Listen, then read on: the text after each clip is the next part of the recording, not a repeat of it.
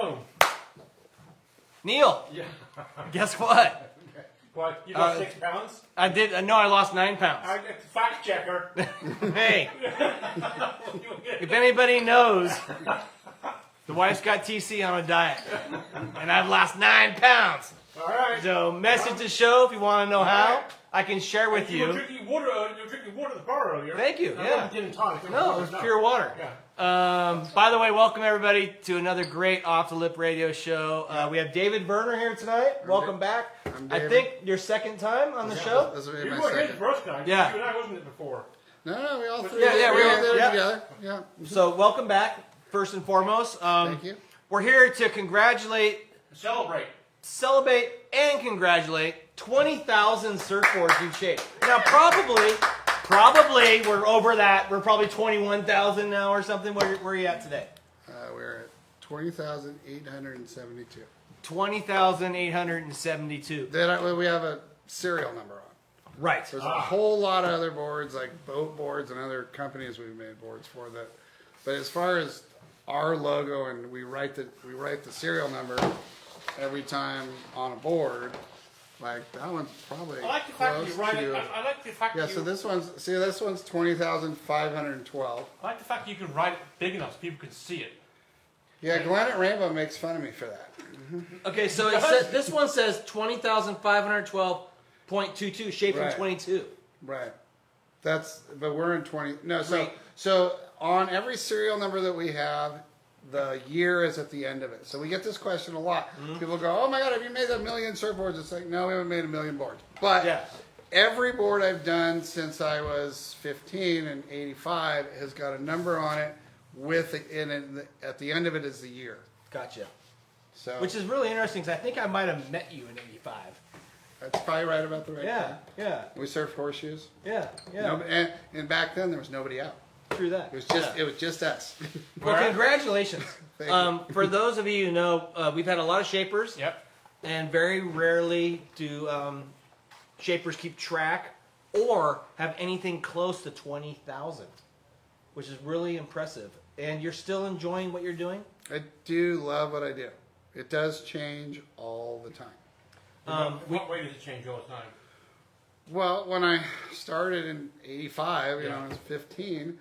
There was no international boards. There was no wave storms. There was no Chinese boards. There was no any of that. So I've had to just go through different levels of learning how to make a living, to buying a house, to making stringerless EPS boards, to doing our suspension system, which were mostly, we're gonna get mostly the recognition everywhere that you look at my boards. This is what people come to me for. What's the suspension system? Well, you've been doing this for like over 20 years, right? I've been doing it since let's see. Yeah, so it's 20 years. 20 years? Yeah, like 2003. And but you've done carbon rods. We've done carbon. Right. So there are stringers inside this that we route and we put in here, and this is called an I-beam because every building in the world is made with I-beams. So the board, and it's not a V because of Vernor. It's a V because we always are experimenting with what angle. So every board has a custom angle to it that loads up on the front fin. And so when you're doing a bottom turn, it doesn't matter if it's who made the board. You want your board to flex and project forward. Where your board loses speed is when it torsionally twists. This takes the torsional twist out of your turn. So when you bottom turn, it snaps out way faster. And then when you're doing roundhouses, you can do 2 in the place where you used to do 1. Looks like a lot of work. It's a $60 inlay. $60? Yeah, that's what we charge to do it. Were you taught that, or was it something you came out by yourself? No, this is something that Future Fins came to me Right. and 2 other guys that are somewhat famous in this town that didn't show up. And it's hard to get 3 shapers in the same room. Yeah. But it was at my shop, and they said shape your 2 favorite boards.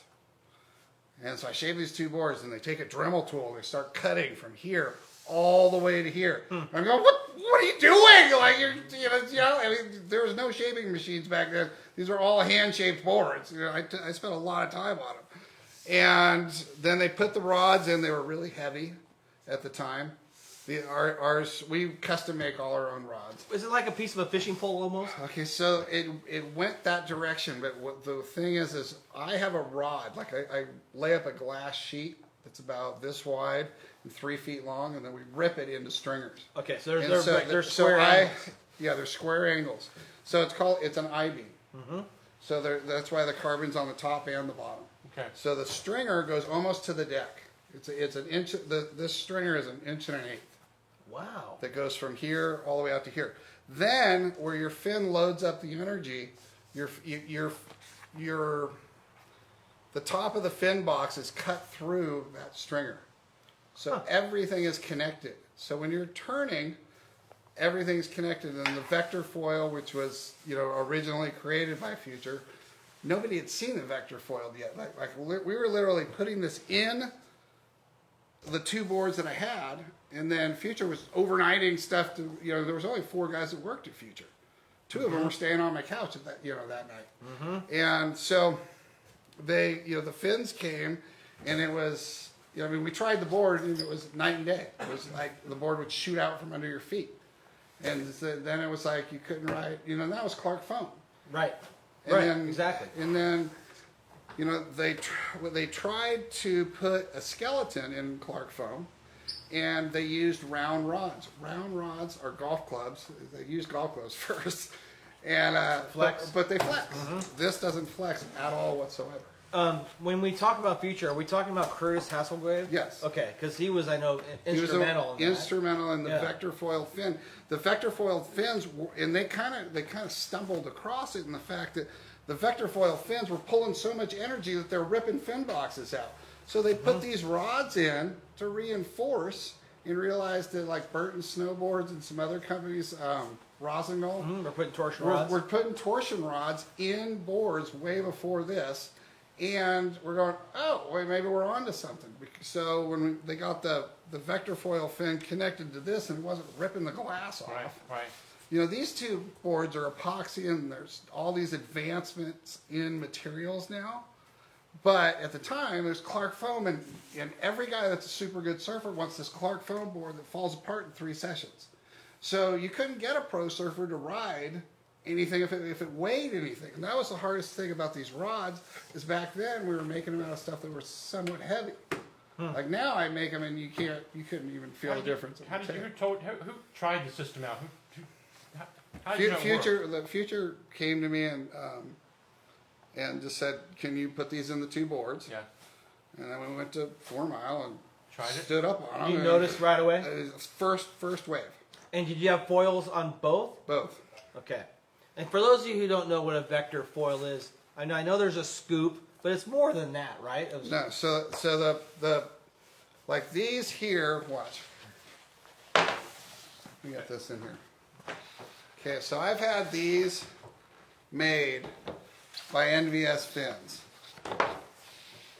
And so, and just so people watching, just so you know, the fit and finish of these fins is beautiful. Yeah, this is 1.5 years it took me to get this to where, even the logo placement, the color, and it's all until you want to be able to sell something. But if you can see in here, it's a figure 8 foil. It looks like a skate park inside that fin. You can see it down there also, and that's what holds the energy between the fins. But the energy between the fins is so much that it was actually ripping out of boxes. And this is G10. This isn't fiberglass. So this is an epoxy layup. Solid epoxy. Yeah. And you can really feel in the tips that curve. So, I mean, you can feel the whole thing here, and then there's a whole nother thing here. And Curtis deserves the credit for doing that. And then we, any good idea, like FCS, you got to get hats off to him for making the greatest removable fin. And Future improved it. Right. You used to work for FCS. I was the first FCS right. rep. And we used to sand. I mean, I remember you coming over and we sanded glass on fins off the boards. And Terry's like, "Let's just throw these plug things." And I'm like, "Oh my God, what are you doing to my board?" Dude, you don't even know. I I had to go and try to sell it to Al Merrick, and he was like, never. It's never gonna happen. Never. He literally kicked me out of his shop. And now he's got like fins with his name on them and shit. Right. So, yeah. And that's what we're doing with this is I just was kind of I needed to have vector foil fins come back, and NVS is Naked Viking fin system out of San Diego. Really nice guys, and I met them and Curtis figured this out, right? Curtis figured it out. And just so you know, I have a bit of a windsurfing background, Right. And in and the 80s, most of our fin everything comes almost every fin template comes from testing on a windsurf board. and if he wanted to go fast in the 80s, Yeah. which that was cool. Like who could go the fastest? They would get in Right. ditches in the middle of Central Valley with Yeah. high winds, Right. sheeted in, Yeah. and Curtis's fins were the fastest, Right. And that was just it. So obviously, with a surfboard, it's the same idea, right? You want fast, but you want lift, Yep. right? And he understood, I think, and tell me if I'm not wrong. It's almost like an airplane wing. Yes. That's the whole idea about the spin is to create Well, a foil. and we're only going like 13 miles an hour. So, people say like a lot of people will be like, if there's 5 fin boxes in a board, I'm like, we don't all surf like Kelly Slater, and I don't even know if Kelly feels that when he has an open part open part here. But when you lay a bottom turn and you feel this against your fin, you are going to squirt and go faster. And with these rods, so it's like these and these it's amazing together, but both work without each other. Mm-hmm. So it's not like you can't get one of my boards and be like, well, I need to have the John template, and because I have one of my best friends, that's his favorite fin. That's why I said it, and it still works. But the vector foil with the suspension is magic. And you can buy these fins separately, right, from you? Yes. But do people come get a board from you? Do you explain to them how important the fins are just as important as the board is, correct? Right. So we sell the fin. You can call and get them from us. The store that we try to push most of our fins through is called Real Water Sports. They're on the East Coast. They're in the Outer Banks. They sell our boards around the world, and they carry a full selection of NVS and Anybody carry them here? Does anybody carry them here in town? Well, we push our own stuff in town. Okay. We do Kelly on the beach. Yeah. We do Sunlight with Jeremiah and Dana. We do Aqua right there down the street too. But I mean, they all carry the fins and the boards. Right. You As far as local. Okay. you're over 30 years still doing this. Shaping surfboards. 37. Has there ever been a time where you're like, fuck it? Have you ever gotten to that Yeah, point? I've had times where surfers are somewhat negative, and you put your name on a board and people say, "Dude, you fucking suck." Sorry about the F word. But, No, that's okay. We can say it. Okay, so anyways, people say you suck, and it's kind of why I've taken my business a lot of places outside of where I grew up. It's just like I don't get judged for anything other than the board. And I mean, if you paddle out at Ocean Beach, every third board will be one of mine. And that's I think not only a shaper, I think any athlete feels the same way. Yeah. It's how you feel inside, not how people judge you. Here you are, 20,000 surfboards later, having a home in Santa Cruz and a beautiful wife and having a great life. So more power to you on that. Yeah. Thank you. Because you can't judge people by what they say. Right. You can't worry about what other people. You can't worry about other people say either. Fuck them. They don't care. I mean, there's just so much shit talking in any industry, but in surfing, between Santa Cruz and San Clemente is probably the heaviest. For sure. No, absolutely. There'd be a pretty good argument for like who is just just out there yelling in the water and stuff. It's like, come on.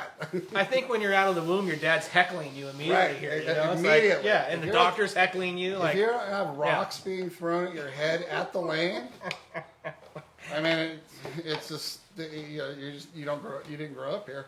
I'll tell you that much. Do you enjoy making boards for the beginner or intermediate surfer or something? I like making boards for everybody, and my sales pitch, and when I talk to people, when they come and they either on the phone, or they, I meet them in real life and all that, is I say, I don't care if you're coming off a wave storm or you're Kelly Slater at his new wave pool. I ask the same questions: how tall are you? How much do you weigh? How long have you been surfing? And what are you currently riding? And it doesn't matter if it's one of my boards or somebody else's boards. It's like, and the leader thing is real new. The leaders is how many leaders are in a board. I mean, it's not super new, but it's definitely 10 years new. And a lot of guys like, Terry and I'll go, dude, I'm not going to talk to you about that shit. How wide is the board? How thick is it? I put it under my arm. Right, and I do that all the time. Well, the whole paddleboard thing, the leaders came from there. I ride a paddleboard. I don't understand what the leaders are, what it means. Well, it's the volume of the board. Yeah. No, and I've been watching Portugal on WSL the last couple of days, and Pete Mel, my neighbor right here, they say the leader of every single competitor's board, and I'm like, I don't care, but people do care. Do people order? And this is a good question. Do people come to you today and they're like, I want a 39.2 liter board? If you're 205 pounds, it's really good at 52 years old. Sorry. But do you ever... Sorry, Terry's a little less than that now. Thank you. A little less than that, Lorna. Lorna, I'm down. But does that happen nowadays? Every single board. People come to you and there's the two biggest improvements, and the easiest way. Like, we have our own CNC machine. We cut, we probably build. Right now we build 6 boards a day. During COVID, we were doing 8 boards a day. So 6 boards are going out the door every day. Every day.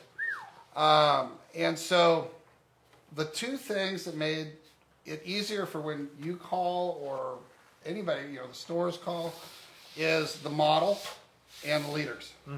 Because nobody in the last 10 years has walked in and said, can I have a 6'2" pintail? Yeah.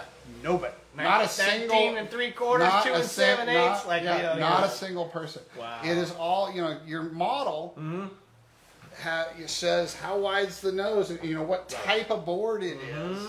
And then you're making the board for the person around their height, weight, age, how long they've been surfing. So this is the Chef. This is the Chef. The Twin Turbo. It's a Twin Turbo. I want to hear some of the other names you got.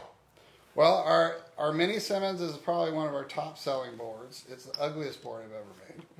But you see it everywhere in the world. I mean, people, they just show up all around different beaches. They go, wow, yeah, of course, I saw a Mini Simmons. And then kind of rectangle, shorter.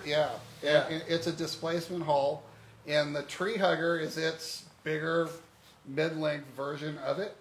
And both boards work really good. I sell so many Mini Simmons and Tree Huggers, it's ridiculous. It seems like with surfboards now, you can ride anything, and no one throws an orange out the window when they drive by at you. It used to be, if you showed up with something weird. Terry Campion, right here. Okay, ready for this? I'm going to use this as an example. I was talking to Kalu Coletta about this morning and telling him I was going to see you. And he was looking at a 7-foot Roadster. It's a mid-range that's a 2+1. And I go, dude, and we're talking about, and Clue started saying something about size and stuff. I go, dude, I remember Terry looking at me going, I don't care if it's 6 feet tall. It can't have this wide nose. It can't look like a hybrid in front of me because I'll be a kook at first peak. It's true. You said those exact words. Yes. So I wanted to have... You had to have a point. Yes. Or Terry Campion was not right. He didn't care if it was 7'6". He just couldn't... But in a 6-foot version, he still couldn't have this hybrid-looking nose. Well, here's why. It wasn't at that cool time. back then. At that time, I was sitting at cool. First Peak in the bowl, and I had to compete with these 15-year-old little fuckers, and I needed a little bit more hip up there in the front. Right. But I didn't want it to be a rectangle. Right. And so that was. It had to have a nipple on it. Yeah. Exactly. It had to have a little tip at the thing. And was I cutting edge? That was kind of a cutting edge. I just remember. Terry was at the cutting edge of wanting a hybrid, but not willing to get one or admit it. Yeah. Right. And I used that story with Kalu Today? this morning. That's awesome. Well, and now He it's was a okay. factor. It's okay to have that board Everything's now. okay. Yeah, it's okay. At that time, it wasn't really okay yet, in my opinion. It wasn't? Yeah. And so I mean- I slipped it in The first when she one, wasn't looking. the first one, like, so my best friend growing up, Matt Levine, best man in our wedding, all that, he came back with a Nev from Australia. And I looked at it and went, dude, it's like a 510 hybrid. You know, and it scared me. And then I made a bunch for Danny at Santa Cruz Surf Shop, and they were and I put a swallowtail on it. And then I put wings on it, and Jeremy Scribner got up his first photo shot in Wave Action magazine on a double wing swallowtail with that nose. Wow. So- Rest in peace, Jeremy Yeah. Scribner. And I, you know, Yeah. if I just say Yeah, that. that's cool. So, what's coming next? Is there something that you're working on that's As far as designs, we do stuff. We have a hunter and a scorpion. The scorpion we've been making for a long time. It's more of a pointy nose step up. The hunter is something that we do from 6 feet to Mavericks. And so we work on tuning some of this stuff in. But like boards like this doesn't have a stringer. It's 1.7 foam. It's epoxy. It's not polyester. The nicest thing about Clark Foam closing is it made someone like me be able to get to a level where you can own a house and have nice cars and you can just go through. Anyways, what Clark Foam closed it and made it so the smaller guy could compete on a technical level rather than just how well the board worked. Right. Because when Clark Foam was here, and I hate to say it, but Al Merrick owned that market. Right. And we all had to use His stuff. Clark Foam because you couldn't buy blanks for any cheaper than that. and you had to kiss the ring to get a blank with your Right. name on it. Right. You know, which was another part about it. And so it was just this level playing field that was really stale. Like when you said, do you want to quit? I didn't really want to quit, but I just was kind of like, how am I ever going to transform to be an adult, you know, a teenager, mid-20s, and back then you could rent a room for $300 and thought that you would, the price of everything would never go up. So you've invested in your own machine that Right. basically does about a third to half of the work to increase your productivity. Okay, so right? we have a CNC machine. We design everything on. I design everything on the computer. Kirk McGinty, who was supposed to be here, Yeah. Playing pickleball. Like playing pickleball, Yeah. I Kurt. saw him at yoga. he's at yoga. Oh, he's at yoga. pickleball. Yeah, he was at yoga. Yeah. He helped me a lot with the whole computer design thing, and then I bought a CNC machine 3 years ago, and had it custom made in where were we? In Washington. It was the first week COVID came out because we flew up there. So you made 20,000 boards, and you got 6 boards going out every day. And when did things accelerate for you? What? They're slowing down a little bit. Like, When did it accelerate for when you? did it accelerate? Yeah. I'm sober. Yeah. So a couple weeks ago, my wife told me I'm 4.5 years sober. I ran a report to that. So that's when things got a lot better in my Yeah. life. Did you shape better? I do everything better, right, honey? Oh, okay. Are we segueing? Maybe. Wow. Okay. All right, come on, come on up Honey, here. come around, say Are you hi. blushing right now? Come on, Dave, you're out. Come around, say hi. Get up there. Oh my gosh. What was the dating thing? We had a dating question. Wasn't there a dating thing? There was a first date question. Oh, no. Okay, first Oh, off, God. Michelle, welcome to the show. This is So Michelle you've been Berman. married how long now? Go ahead, honey. Um, I want to screw this up. what, 2.5 years? 2.5 years. Another round. And you went to elementary school together? Junior high. Well, Junior high? yes. I didn't want to get on media when it first started because I figured there's a bunch of kooks just trying to reconnect. Come up here and like, speak a little louder A for us. little louder, honey. So my friend talked me into going on media, and I never really accepted requests. Yeah. But then I recognized his name from long ago. Nobody in her family surfs. They have I had Christmas no time. idea. They could care less. They all play baseball. Anybody? I know, Steve, you're Yep. watching this. My father-in-law, he's probably laughing right now. Yep. So owning a surfboard company, nothing. Okay, first off, your No- dad's no watching? kudos. No kudos. Maybe. Hey, Dad. Okay, we did tell him that. Did tell him it was going to be on Facebook Live. Where it's like, Oh yeah. So anyway, I recognized his name from school and accepted his request, and we talked, and then I realized he didn't even know who I was, and I'm like, well, why did you request me? And he said I was hot. And that worked? See, But no, it didn't. he wasn't thinking up No, there. no. It did not work. It worked. He just asked me out over and over and over, probably like 30 times. Oh my God. And times. I'm like, oh my God, how do I get this guy to shut up? So I just finally said yes and Here said, you are. all right, let's get it over with. And then now this is what happened. Yeah. Well, congrats. Ta-da. You have a ring. You're a happy couple. Congrats to that. Thank you. 4.5 years sober. Is that something that you really appreciate in him these days? Yes, I do. He's very dedicated Well, you in told his me work. to, see. I mean, it's all coming together. Because she said, he's sober, he's much better. And you told me before he arrived, I go, Dave, when he was a drunk, he was a shitty drunk. Well, I actually ran from Margaritaville all the way up to Terry's house and just walked in the door and said, "Can I have some sunglasses?" Oh yeah, I remember that. No, And it's so, Lorna still remembers Yeah, the story, wasn't it and I cost- still wasn't it cost apologize to Wasn't there a Lorna. cost no. But congrats because you know, and also I want to congratulate you on something else too. In business, it's really hard to keep your accounts for a long time. Right. It takes dedication, it takes communication, and it takes follow through. You know, and so you have let's talk about some of your original accounts that are still selling surfboards for you. Who are some of the the earliest people? You know what? My first account, and it was not here in Santa Cruz, was Sunlight Surf Shop in Pacifica. I literally Dan and Robin. Yes.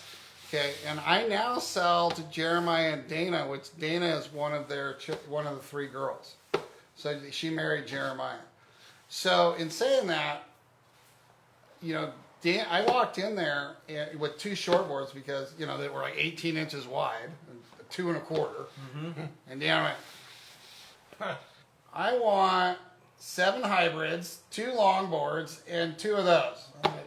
And I went down to see Mike Wash and Doug Houghton. They're like, just go in there and trace templates if you think you're going to be a surfboard shaper.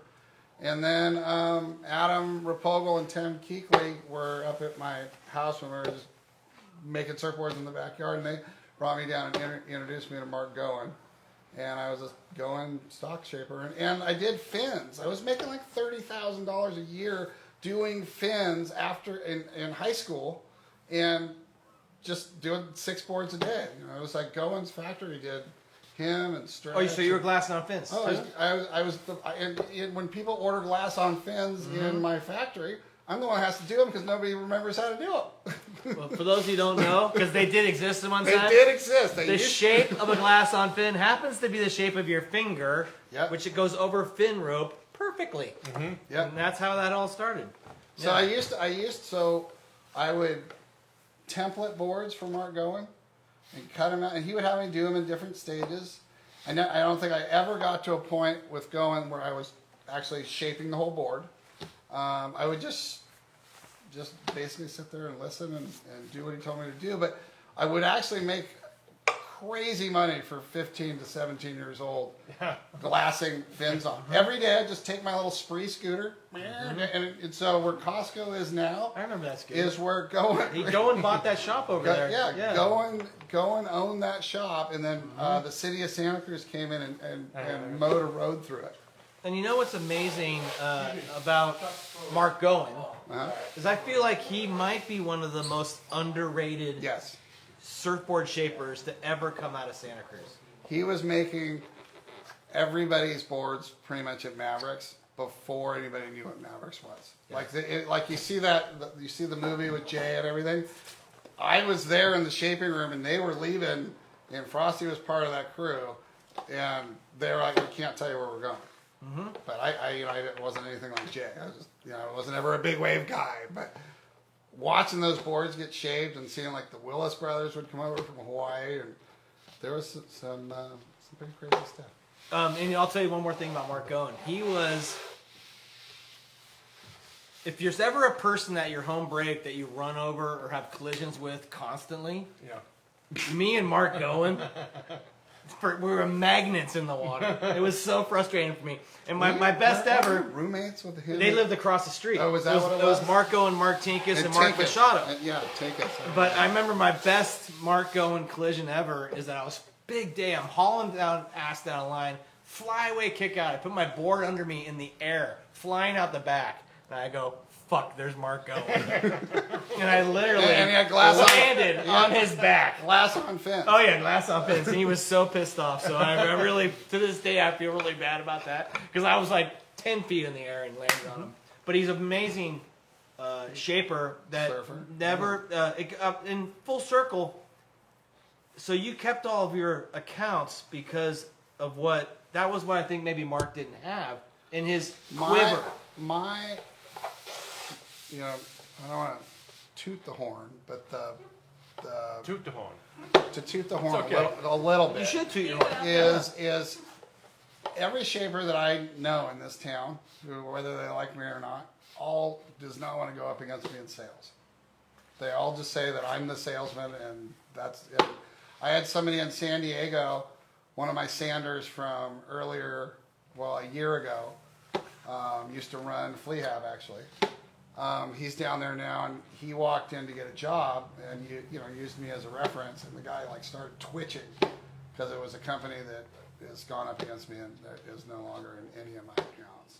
Well, I've known you for a long time. You have never been afraid to hand someone a business card and talk about shaping a surfboard, which a lot of shapers will turn the other way and walk the other way because they're very content in their room, but not necessarily maybe a salesman. And Michelle just met Darren at Half Moon Bay Surf Shop, and we, so I had a heart Surfer magazine cover boy. I showed her the cover of got the first cover of Maverick. Yeah. So Darren, anyways, on the Darren thing, I hadn't talked to him in like 20 years, and I make boards for Mark Dreamus that lives here Yeah, now. I see Mark. Yeah, I mean he's here all the time. He's at the factory always. And hi, Mark. But anyways, so I had a heart thing, and Darren had a heart thing, and Mark calls and goes, "You got to talk to Darren." And I go, I didn't have a falling out with him. And so I called him when he was at the hospital, and then we stopped and saw him, and he gave Michelle a hat. And, I got a little rubber ducky with a surfboard for my new nephew. Awesome. And I just brought it to LA for him. And maybe segue into your heart. You had a little bit of a scare, right? I mean, yes, I've had two. Well, I've had two pretty much emergency heart surgeries in the last 15 months, and so I've had a stent and a balloon put in twice. My stent that I had put into my second one was the week before the Super Bowl, and I didn't put it on media, and I didn't, pretty much it's family, and now these people will know. So my original stent was 95% closed within 14 months. And the doctor said it's nothing to do with how I eat. It is all hereditary. And I just have one chamber because the other three chambers are pink. And he said, "You got one chamber, just want you Do you dead." get checked once a month or something to check on it, or? I'm getting checked every 3 months. Okay. Yeah. You kind of knocked on mortality's door a little bit. A little bit. Has it changed your mindset? Is there anything that has changed in how you look at life? Not really. No. I gotta Let's tell. ask your wife. Did it got- change you at all? Seeing them? I mean, Yes. I mean, there's a chance you could have There- probably lost them during this. Right. There was a lot of stuff that went on, but people talk about their God stuff and all this and that, and I just think sobriety is my end all I don't think I would ever drink again. It just, I almost died there. Right. And I think of sobriety as like Rocky IV when he goes to Russia and he is by himself and is going to has to go up against that Russian. I mean, getting sober is the hardest thing an addict or an alcoholic will ever have to do. Yeah. And I hope I stay sober forever, but the 4.5 years, every day has gotten better. Yeah, and even the heart thing, it's just, I feel like I could do anything since I got sober. Yeah. And what's interesting with sobriety, and because I've been through it with a sibling, is that a lot of times they say you can't hang out with your friends. You know, and like you gotta change. But you know who your friends, the friends you have left, the friends that you have true friends. I quit drinking for 15 years. I found out who my real friends were, right? Because they stuck with you. The other ones are my drinking friends. They just disappeared. Well, and my friends all wanted. I was 48. My friends all wanted me to stop drinking. I'll tell you what, we weren't in college. Right? Yeah. It's like my best friend's Matt Levine. My other best friend's Andy Daly, the chief of police here, and they were like, "Dude, you're gonna fucking die. You're gonna die." Like, well, and also Andy doesn't want to lock you up. Right.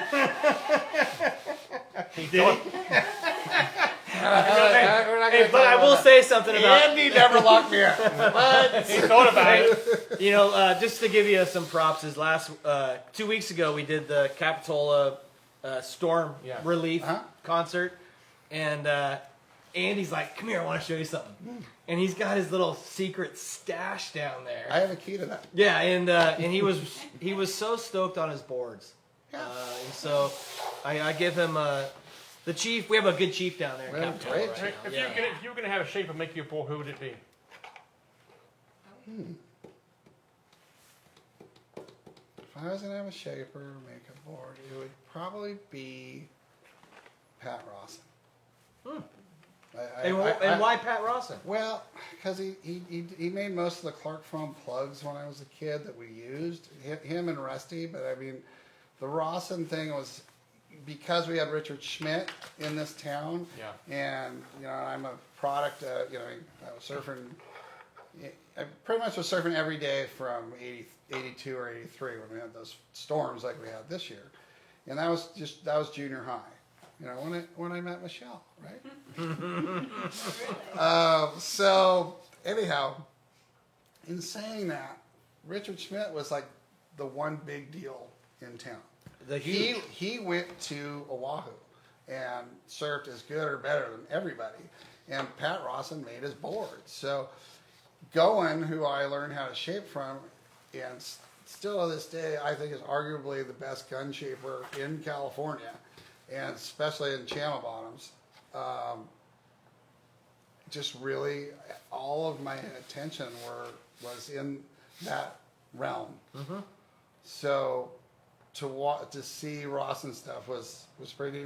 And I had dinner with him because I met him in Florida, and Body Glove came up to both of us and said, "You have to come sit with us for dinner." And it was like 100. I thought it was just gonna be us, or it was like 120 people. I'd never been to a Florida trip. It was the big show in Florida, and I'd never been, so I didn't know. Expo. It was Surf Expo. Yep. Yeah. Been So there. I've only done there. I've only done it once, and it was really fun, but it wasn't something that really was selling boards for me. Yeah. It was a great life experience, and The one I will say about Surf Expo is, we always had ASR in San Diego, right, and it was the cool guy show.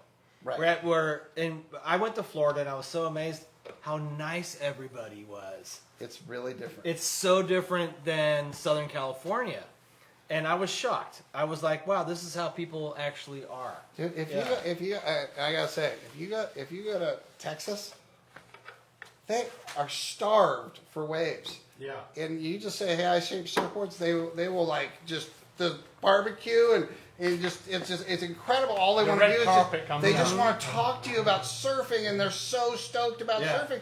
They don't get to do it. I mean, you see people out at Pleasure Point, and they're yelling at people, and you're going, "Dude, you get to surf 300 days out of the year. What are you yelling about? Yeah. Why are you angry?" It's like, I just don't understand. It's not like Galveston, Texas, where there's no waves. No, I get it. Yeah, I mean, everywhere I go that's outside of this little bubble, which I love the bubble, but I definitely have had like people, like not my wife, but ex-girlfriends, look at me and go, "Is there a little guy below you going to plane, to plane?" Because I just live in my little bubble, and all I do is make surfboards every day. But you're right though about people in towns where they have like 15 great days a year. Right. Yeah. Those people are so stoked. And I totally get it. And I understand why it's fun to do business with people in those towns. Because it's the surf shop stoked. owners. I mean, for everything. I mean, when I go to the East Coast, I don't think I've ever stayed in a hotel. Mm-hmm. I haven't. Right. I mean, it's just people are going, "You're staying at my house." Mm-hmm.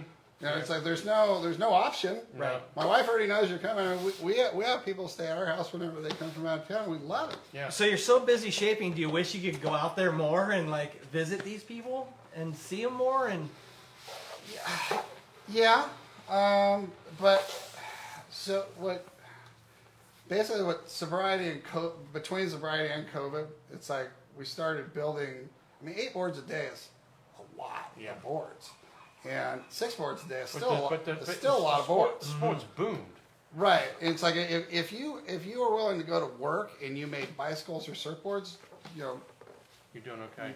You did fine. Yeah. And I've always had work ethic. Even when I called all my accounts on the East Coast and said I'm going to rehab, they laughed.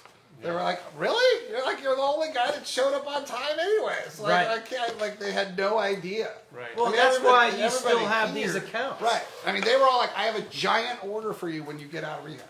Like they were not. Nobody said, "Oh, really? You drink too much?" Every person was like, "God, I wish my wife would go. God, I wish my sister would go. God, I wish my husband would go." Or it's just every person was so supportive. And does even way more business with me now. Wow. Because I feel like I'm on a personal level with, everybody we work with. TC, you're gonna give him the season question. We will, yeah. Because you're old now. I'm 52. You're 52 now, so he might be on the lower end of that spectrum. But after 50, I think he's got gray hair. He's got gray hair. So we always ask. I got gray hair and I have no hair. We always ask our seasoned guests. Two-part question. Two-part question. Okay. The first question is, our viewers know, your favorite decade and 80s. why. 80s and why. Because fun was legal. Okay, that's a great answer. And if Randy, you're watching, I got that from you in Florida. Mm-hmm. Okay, so When fun was legal.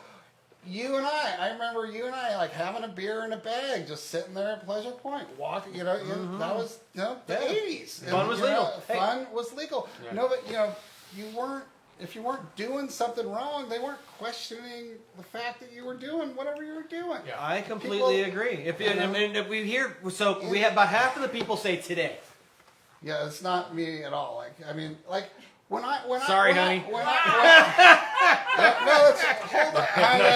He was asking. This is different.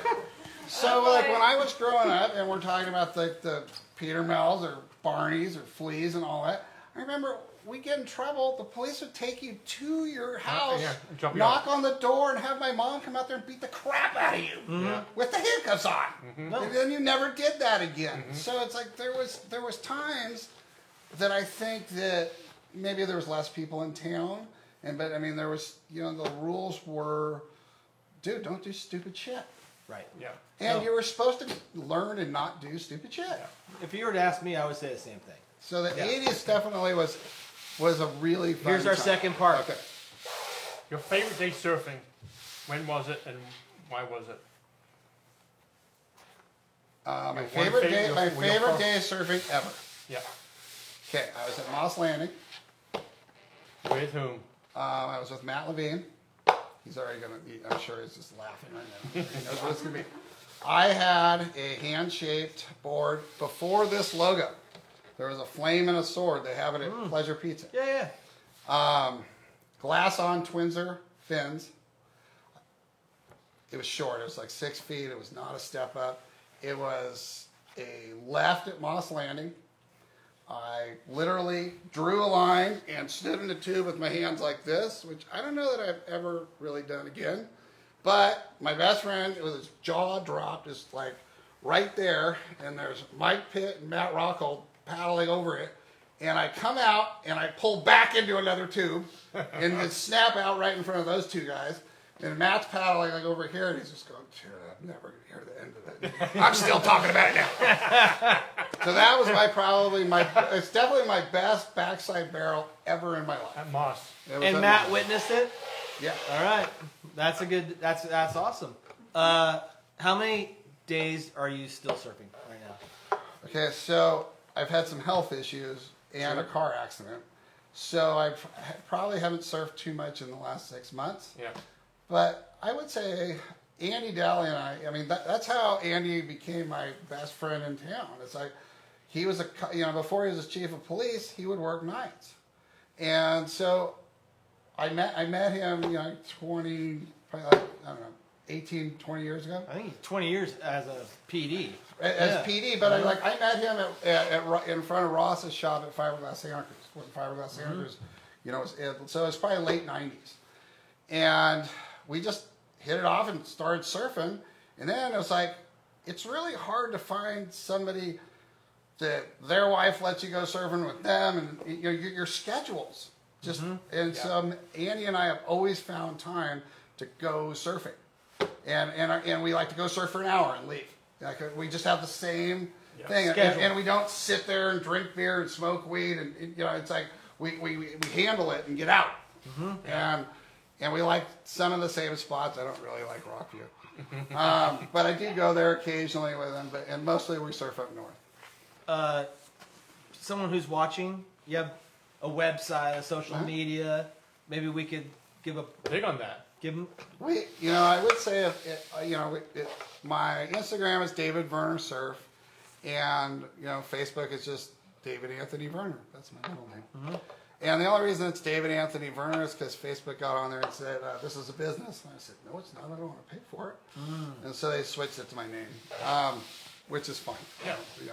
Which is probably better, because as a business owner on Facebook, Facebook never does anything to promote you as a business. Right. Unless you pay. Unless you pay. And your website Is VernorSurfboards.com. Okay. And I would say that I'm probably most well known for answering the phone every single time. How about that phone number? 831-234-4410. And East Coast and West Coast people call me like, you really answered? I'm like, yeah, I said I would. So you'll be sanding It doesn't and matter. screening, and you'll answer your phone? Yep. Wow. All right. hey, there's Yeah. That's old yeah. school. That's old well, that school. is old school. when I don't really text, so people email me, and because especially when when there was the .com came in, there was all those armchair quarterbacks. Sorry guys, that just want to see if you'll respond. Yeah. They're in their cubicle, they're watching their surf contest, they got their other computer here, and they're like, I wonder if they'll actually answer me. Right here. And so if you email me, it just says, hi, I don't like to text. Please give me a call at 831-234-4410. Yeah. Keep surfing. Have a nice day. Well, that is And- refreshing, because we're in a world Yeah. where people only keyboard each other. Right. I don't do that. Yeah. Pick up the phone and call. That's awesome. And are we 6 weeks out on surfboards? What's the... It's 2 months? It's never taken more than 3 weeks on an EPS board. It's never taken more than 2 weeks on a polyester board. Yeah. You hear that? 2 week turnaround Woo! on any polyester board. 3 week turnaround on any EPS. I know a shaper here in town that I waited 2 years for a surfboard from. And were we talking about his son earlier? Yes. Sorry, I didn't say it.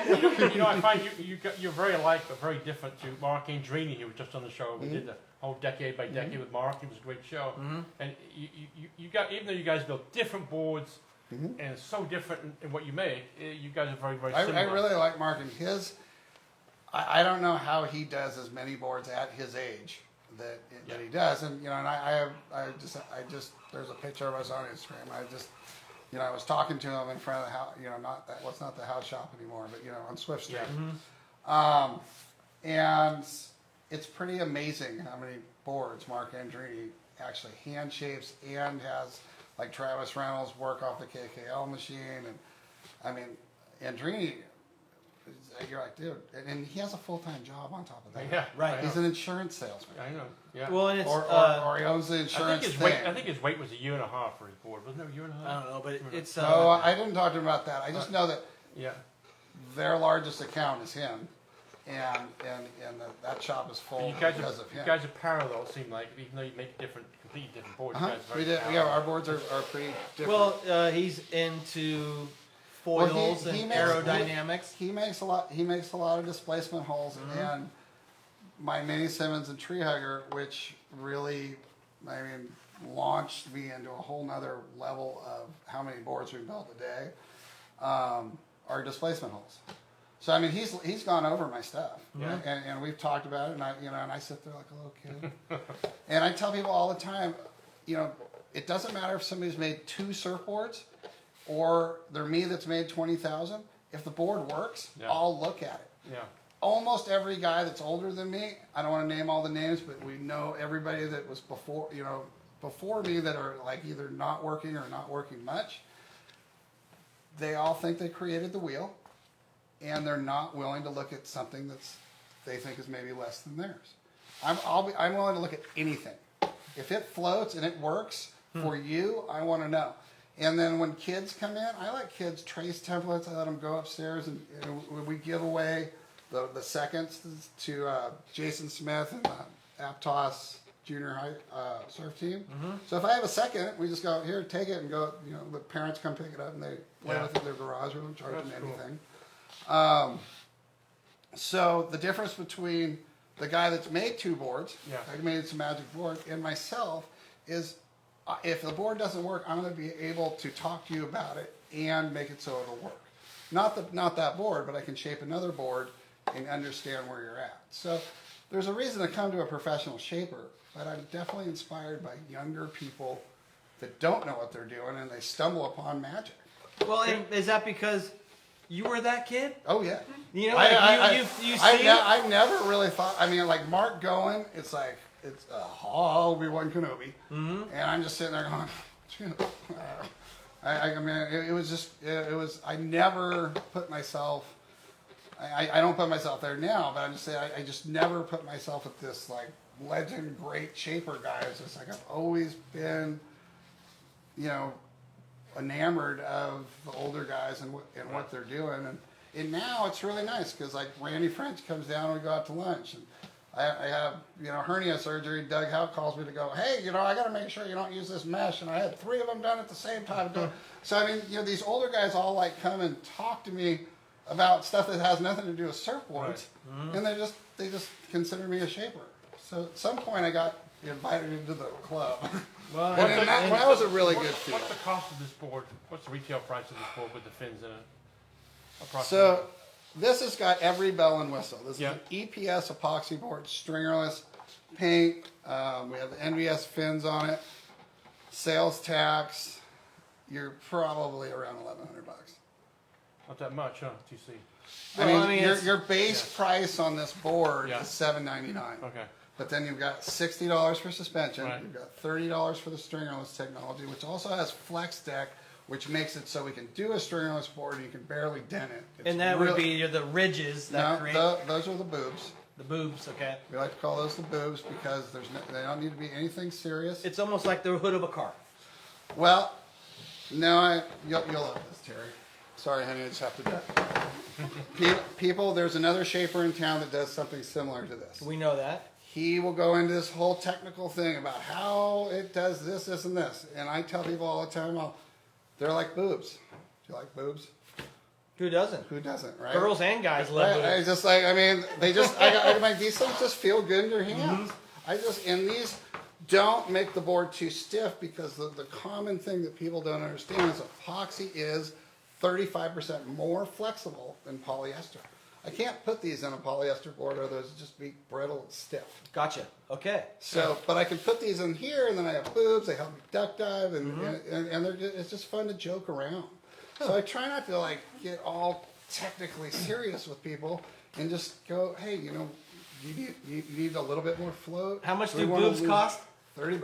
$30 for $30. boobs. So I'm just saying, it's like, so this board has every bell and whistle because it's mine.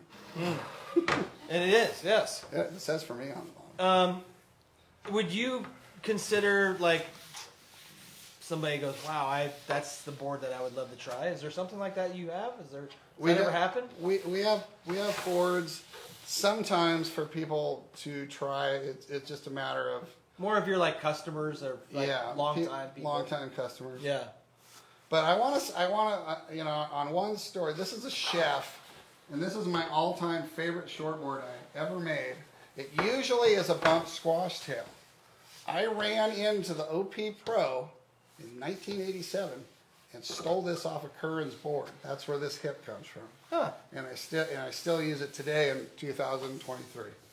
Wow. So this board usually has a bump squash and looks like the original Flyer. Beautiful board. As far as this part back here. Right. But this piece of wood, Yeah. I stole in 1987. And how many times has that piece of wood been on a blank? Thousands and thousands Yeah. and thousands. But I mean, stealing other people's designs, that's how you did it. And it was a compliment. It was not like, oh my God, I can't believe it. He's going to take it to China and this. I mean, it was just like all you were trying to do is make this board for the surfer at your home break. And now things are a lot different where you're trying to make boards for a lot of people in the world. Well, I gotta say to people who are watching, and to you, Dave Vernor, you're as excited today about surfboards as you were in 1986 or so when I first met you. And congratulations, because I still really like what I do. yeah, well, and It shows. It shows. It really does show. And I'll be honest, you can't hate on that. Right. Honestly, that is. I don't get that as much these days. I'm sure you don't. But also, passion always will win. I always. believe that's true. Always will win. And congratulations to your success. Yeah. Congratulations or to your asking dealers. asking somebody out 30 times until they finally just say yes. You know what? It doesn't surprise me because you would ask somebody. 30? You would ask somebody 30 times to get their business too, Well, and like You know? you said, I used to walk up to people in Blockbuster Video and give them a business card. and give them a business card, Yeah. and I wouldn't remember. I mean, I would have people be offended because I mean, if you had a tan line at Safeway, Give I them was David. like, "Hi, I'm David Vernor," and they're like, "Dude, I know who you are. Like, can we do this? We have to do this again." Right. And so I remember people kind of thinking that was something I got hated on for. And where I grew up surfing, it's just like I'm supposed to be a dick to people in the water, and I just couldn't do it. It's like anybody that was available to be a customer. And so what I was going to say about Darren, how we kind of circumvented Darren at Happy Moon Bay, I walked into that shop so many times to say, "Will you buy my boards?" He's like, "Get the fuck out of here." And then he finally wrote me a check, and I left, and then I came back 6 weeks later and sold 6 more boards. So, I mean, I just didn't take no for an answer. Yeah. I kept going. I mean, JD, that's a shaper here in town, it was actually your brother's store, Marin Surf and Sport, before it was Proof Lab. Yeah. He just said, just keep going in. And so it's like, it doesn't matter if somebody's like the greatest shaper or greatest businessman. It's like you learn little things from people all the time. I always say, squeaky wheel gets the grease. And I And squeak. Boom! 30 days, 30 dates after, and here we are. I want to congratulate you because you've been very consistent, and that's rare. Every time I see you, you're the same David Vernor. You are, and consistency, in my opinion, is one of the best traits a human can have. And congratulations to 20,000 surfboards.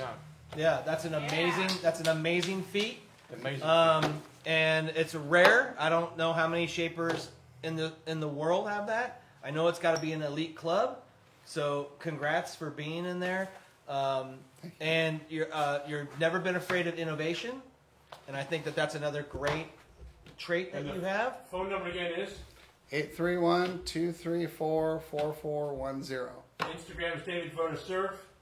And Facebook is David Anthony Vernor. Okay. And to your accounts that are watching, thank you and congrats to a great long-time relationship. Yeah, and part of my account thing is that we don't sell direct. Like there's nothing on my website that says enter your credit card. It is all informational, and all has a list of dealers below.